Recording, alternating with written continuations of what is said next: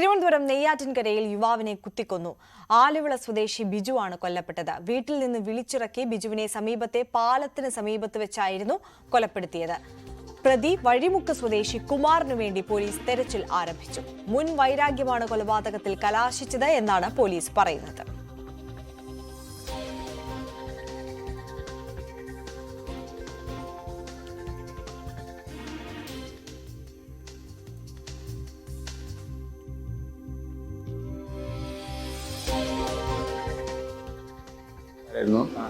ഒരുമിച്ച് മദ്യപിച്ചുകൊണ്ടിരിക്കുകയായിരുന്നു.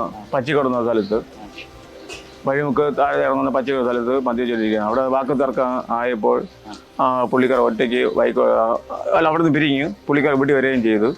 ഈ പുള്ളിയാണെങ്കിൽ മറ്റേ കുത്തിയ പയ്യനാണെങ്കിൽ ഒറ്റയ്ക്ക് വന്ന് വീട്ടിൽ നിന്ന് വിളിച്ചു വരുത്തി അവൻ്റെ വീടിന് അടലിട്ട് കഴുത്തിലും നെഞ്ചിലും വയറ്റിലും കുത്തി. വ്യക്തിപരമൊന്നുമില്ല, തമ്മിൽ മദ്യത്തിൻ്റെ ലഹരിയിൽ എന്തോ വാക്ക് തർക്കമായി.